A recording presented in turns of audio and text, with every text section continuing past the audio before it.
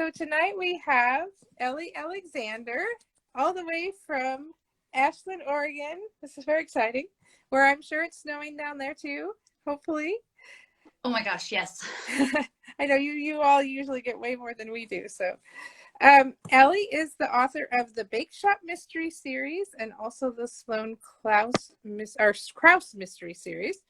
And she has a brand new book coming out tomorrow, which we're very excited about. And so we thought, well, we'll just kick off the week and have her visit with us for a little bit about the new book. How we usually do this is I usually turn the comments off during our talk so that her face isn't covered up by people asking questions. So if you have questions, feel free to hold them till the end, and then I'll open up comments and questions at the very end so that everybody gets a chance to ask their questions. So I'm going to do that right now. There we go. That just makes it so everybody can see you better. So I was going to start out tonight by asking you to share a little bit, without giving anything too good away, share a little bit about the book that's coming out tomorrow. Yes.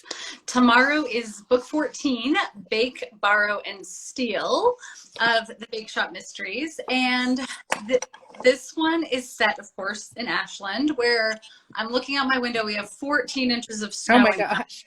No. My husband and I put our snowshoes on this morning to trek through the neighborhood, and I'm so sore, because it's so deep.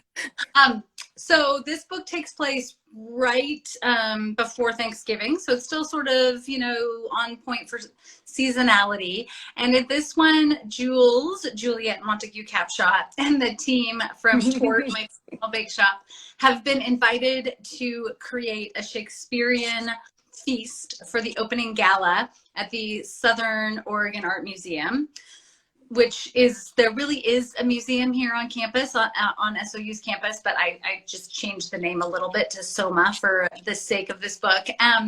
They are hosting the largest unveiling of Shakespeare's lost manuscript here in Ashland, because of course the Oregon Shakespeare Festival is here, so there's that connection. And then of course, murder ensued. And we can't tell anything else. I know. So I was going to ask, because I'm guessing people in the audience will know this, but I know that when I first started out at the bookstore, this was something that I was unfamiliar with, is that there's subgenres of mystery, and that this series is cozy mystery. And I was wondering if you would share a little bit, when you're sitting down and you're writing, what's the difference between a cozy mystery and, say, some other kind of mystery? What makes it a cozy mystery? Yeah, for sure. I know. And I love the fact that the cozy has had this whole resurgence lately. Cozy's hot. Cozy's totally in. Right? Not just in books, but in general. I feel like this style of mystery is almost like a modern day fairy tale.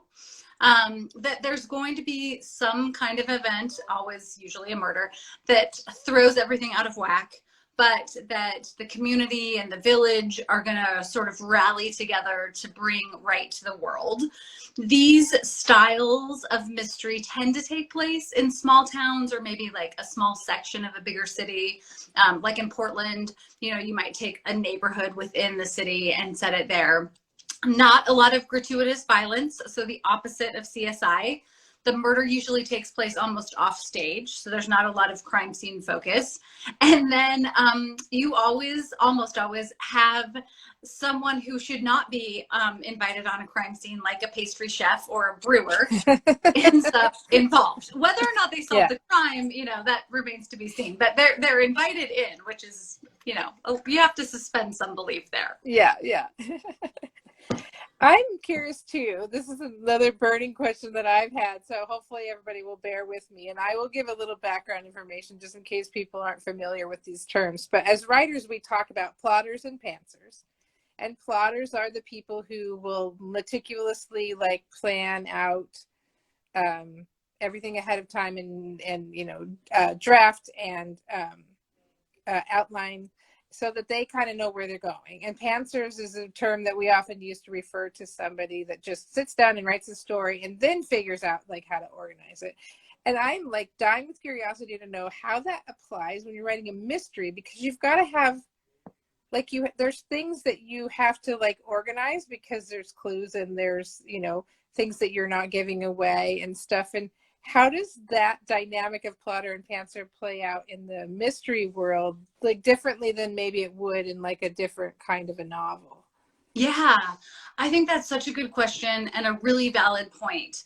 I do have friends who are mystery writers who are complete pantsers who can just sort of start with an idea and go. But I would say it's more of a rarity, because one of the things that readers like myself have come to expect in a mystery is, you know, you can't cheat, right? Everything that happens in the book on the page with your sleuth, that there needs to be, the readers have the same opportunity to solve the crime, right? And so for me, what that looks like is I sketch out the initial sort of guts of the book, so to speak. So I know like who the victim is, I know who all the suspects are, because then you can naturally embed things like red herrings into the plot, because you want to be able to know like what your suspects are lying about and what they're hiding, what they're keeping close to their chest, that sort of thing.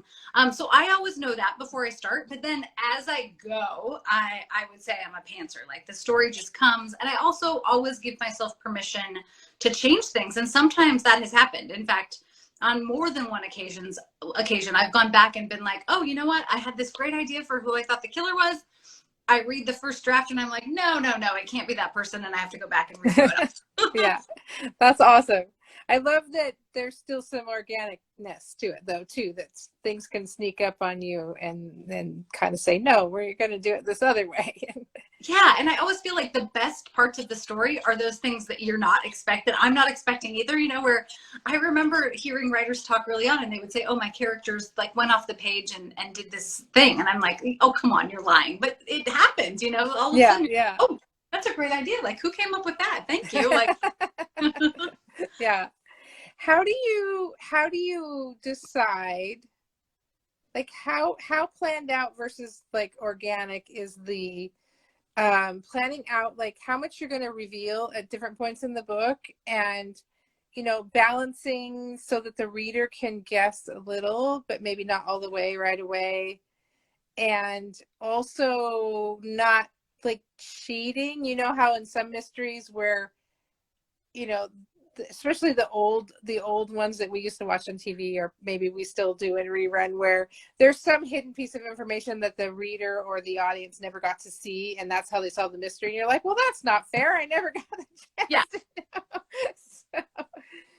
So how do you decide? Is that something that you do like going in when you're early drafting, or is that something that you have to look at like later on when you're kind of like, okay, this happened here, and that, so the audience knows this, and what do they know at different points? And yeah, I mean, I think it's a bit of both. When I'm doing that initial outline, I break the book into 3 acts, and I have a focus for each act of who I want the reader to think the killer is. So I want suspicion to be going to that person, and then some sort of reveal is going to happen where we're going to shift focus to somebody else.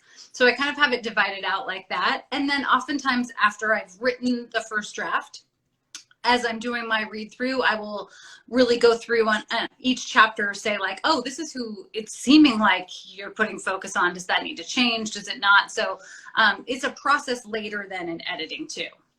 okay. So both of your current series, so the one that comes out tomorrow is based in Ashland loosely. I mean, it's a fictionalized Ashland, but still Ashland. And I think the other one is it Leavenworth? Yeah. Yeah. How did you decide that you were going to ground your books in like real places rather than like a made up town? And what does that give you, and what challenges does that present? Right. Well, speaking of cheating, in some ways it's cheating, because I'm setting these mysteries in very beautiful, charming, lush settings here in the Pacific Northwest. So on one hand, I don't have to stretch my imagination much. You know, like I'm sure a scene from my snowshoeing today will work its way into a future book where, you know, she's crunching through the snow. Like I don't have to work hard to come up with that imagery or that sensory experience, because I immerse myself in those worlds. I don't live in Leavenworth, but when I'm writing that series, I go up and I spend like a week, and I really just fully embrace the whole experience. So that's the pro side. On the con side, I remember I was still living in Vancouver when the very first book in the Bake Shop Mysteries released, and I came to Ashland for my first book signing at an independent bookstore here in Ashland, Bloomsbury's, and I was so nervous driving down. I don't usually get nervous speaking to readers because I'm a reader too, so usually, you know, we're all readers, right? We just books forever, not my books, just books in general. Anyway, I was so nervous. I made my husband pull over to the rest stop, like, which is 5 minutes outside of Ashland, because I thought I was going to throw up, because I wasn't living in Ashland. I've grown up visiting Ashland for many years. My dad taught honors English and is a big Shakespeare buff. So, and same thing, I had come down quite a few times to do research, but I was so nervous that the community was going to say like, oh no, you've gotten it wrong. You're totally wrong. Well, I give my talk. I'm sort of kind of like engaging the audience and trying to track and see, like, are people shooting daggers at me? Like, what's the vibe? And it all seemed fine. And I finished my talk, and every hand in the audience shoots up, and my stomach drops. I'm like, oh no, here it comes. Like, what have I done? And this very sweet woman is like, you know, we have not had a murder here. And like, you know, this is not very murderous. So there's that on the con side. Like, yeah. Come visit Ashland and Leavenworth. There's not usually a high body count. Oh my goodness. So we follow you on Instagram, and you post a lot of food stuff, which is lovely. And I assume that you research a lot of food and drink related stuff, because so much of the books like center around those kind of things. Like, how deep do you usually go? And particularly, I was interested if you tried chocolate sculpting when you were working on this book. Yeah. You know, I feel like because I want the pastry piece to feel really authentic, I've been so fortunate to have pastry muses in my life, real pastry chefs who have allowed me to come into their professional kitchens. I would say, you know, it's sort of like the old saying of like, I'm not a doctor, but I play one on TV. I can say like, I'm not a pastry chef, but I play one in the pages of my books. I love to bake. Baking has always been a love language for me, but my baked goods do not always look to the level of what you find in a professional kitchen. In terms of in your house. Like, it might taste great, but is it beautiful?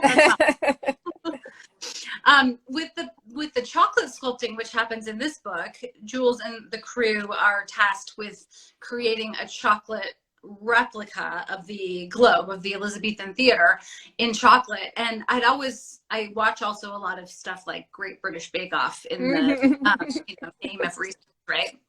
And I've heard so much about tempering chocolate, and I have realized there's a whole another level of being a chocolatier, because it's the right kind of chocolate, it's the style. I mean, there's so much science that goes into that piece, which I find fascinating, but again, it's not my skill set. So we did make hot cocoa bombs for holiday presents. So that's my first. There you go. See, that's chocolate. That works. And the other thing I was curious about is you're working on 2 series, and so they've been releasing somewhat like alternately, it seems like, and I wonder, that's a lot. And are there things that you do to kind of keep your creative energy going? Because when you're having deadlines and revisions and releases all the time, that can get tiring. And I was just curious how you keep that creative energy going to write the next book. And yeah, for me, writing is just the actual act of writing a book is it's just sort of my place of centering. When I'm not working on a book, that same energy that I tap into to create a story can spin into anxiety and all these other things. So I find myself much more grounded and centered when I'm doing daily word count. And that's a lesson that, has come with time. But I do think that one of the gifts of writing, not just more than one series, but switching between books, is that I tend to be someone, because I'm so immersive. Like, I'm looking at my walls right now, and I'm working on Bake Shop 16, and so it's everything. Like, everything from that book is plastered onto my wall right now. And I have playlists. I have a candle that smells like what I think the bake shop smells like. I'm eating that food. I'm baking. So like my whole world becomes that space. And I think as writers, one of the things that we need when we get to the editing stage is distance.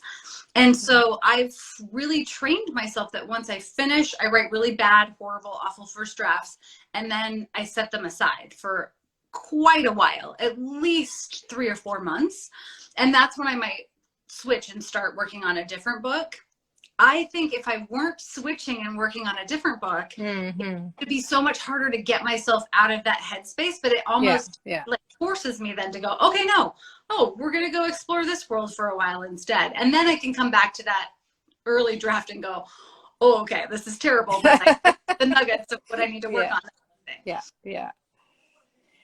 And so that can segue into what is next. So Bake Shop, the next Bake Shop mystery is coming tomorrow. It's called Beg, Borrow, or Steal. So just a little plug there, because I'm sure we'll have it, but I'm sure all the independent bookstores, anybody's close to you. So of course we want you to come to Vintage if you're in the area, but also we just want you to support your local indie. If you are not in Vancouver or Clark County, you need to find your local indie where you are and go pick up a copy of the book. But if you don't have a local indie, Vintage will ship a book. That's true. We would be happy to do that. But what is next for the 2 series? So you were talking about the next book for the Bake Shop mystery. So obviously that one's happening. And then do you have another one coming out this summer for the Sloane Krause? The next one coming out this summer is book 15 of the Bake Shop. Oh, okay. That one is called Donut Disturb. I know. So I love these styles. Also donuts. Donuts are good. That's fun. And then the 5th book in the Sloane Krause, The Cure for What Ails You, will come out in paperback in August. Okay. And then I'm working on some standalones. So my first standalone is going to come out at the end of March. Oh, yay. Yeah. Is it also a cozy mystery, or is it? It is not. It's a novel. It is something different. It's something totally different. I wrote this story at the very beginning of the pandemic. So I'm just so excited to share it. Is it like, are you able to share like titles or anything yet? Or are you still having to be secretive about it? No, in fact, it's all everything comes out next week in terms of the cover art, pre-orders. It's going to go up on NetGalley. So the title is called Lost Coast Literary.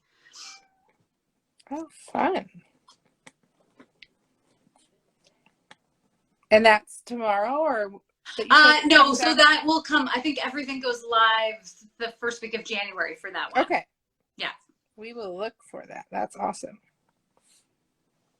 Okay. And then the last question I've been asking people the last few weeks is, do you have any favorite books from 2021?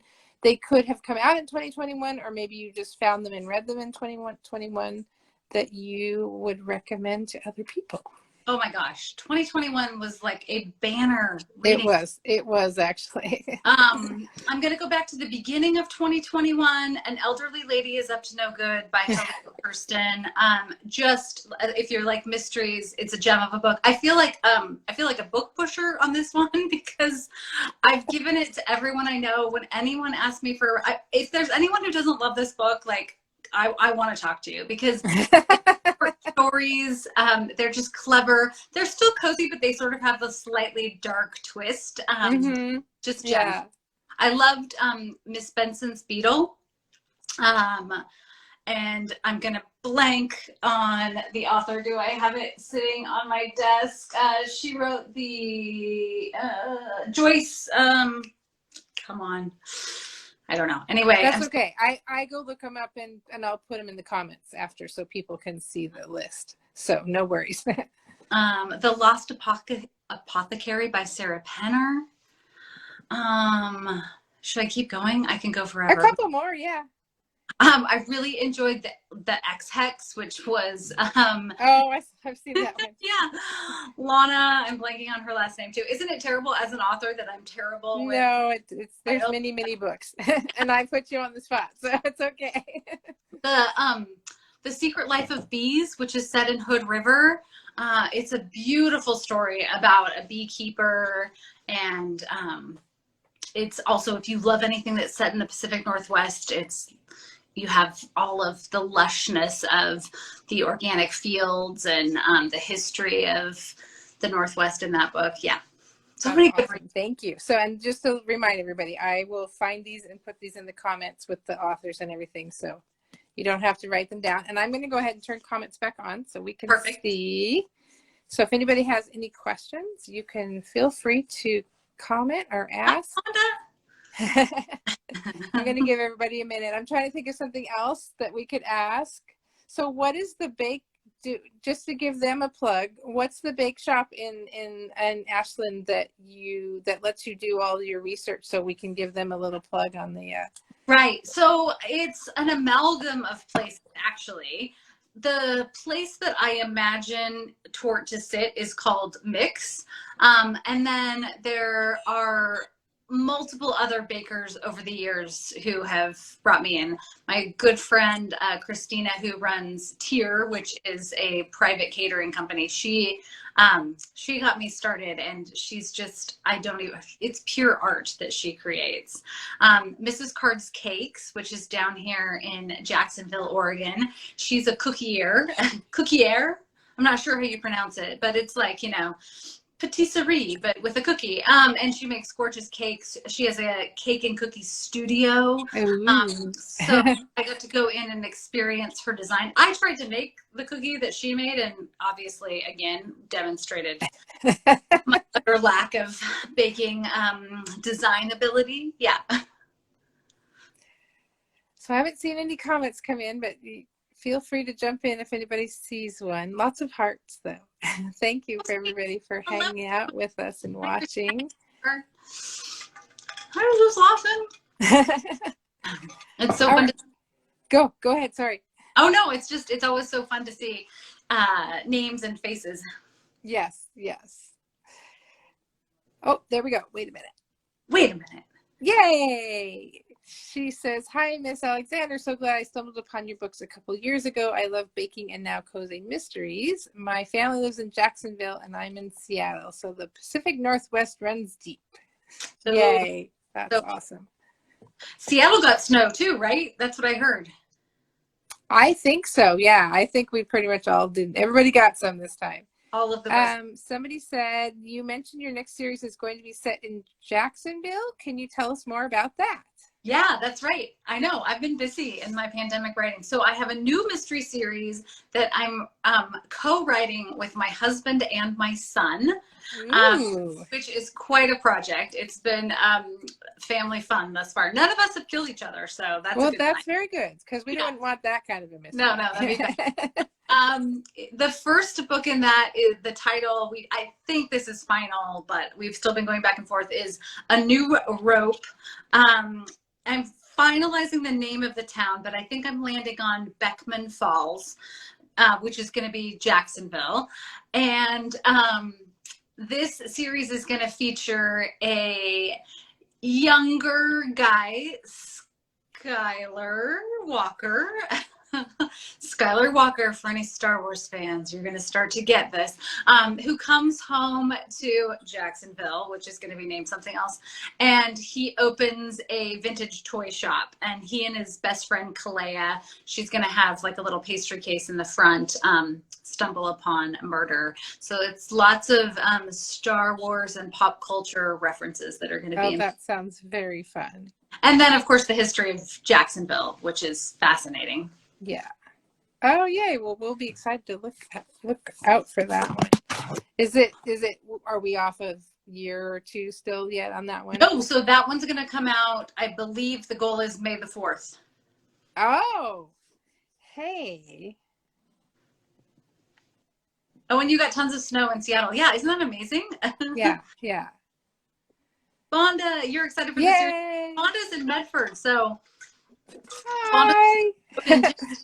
Well, I saw Cheryl pop in earlier. I know she's up north of us. May the 4th. I know. Yes, I know it. That's awesome. That'll be so fun. Anybody else have any questions? Oh, I just set off my watch alarm. That was exciting. Let's see. Oh, love the Sloan Krause mysteries. I have been to Leavenworth, so I can easily picture the setting. It is very pretty. It's so pretty. Yeah. This is a true story with the Sloan Krause mysteries. I was up there for Oktoberfest a few years ago. And Oktoberfest is huge. It goes for the whole month of October. And it's literally like, thousands and thousands upon people who descend into town for this event. And I was walking through the village and thinking to myself, like, what if the mayor were to cancel Oktoberfest and try to make Leavenworth dry, like get rid of all the beer and everything? Like, wouldn't that be an interesting story for a mystery? Because everyone would be a potential suspect, right? Okay, so I wrote that book. Fast forward to this year. Guess what just happened in Leavenworth? The mayor has canceled Oktoberfest. It's not going to happen. They're moving it to Wenatchee, so I don't know. I have to be careful what I write, I think. Oh, dear. Sorry. More prescient than you intended. I know. Who knew? All right. Well, thank you everybody so much for joining us, and thank you, Ellie, for hanging out with us. I wanted to let everybody know, in case you came into the interview a little bit late, I always post them to the Instagram page, but they also go up on our YouTube page as well. And so there's plenty of opportunities for you to catch the whole thing if you missed any part of it. And thank you all for joining us, and we'll see you next time. Thanks so much. Bye, Ellie. Thank you. Bye. Night.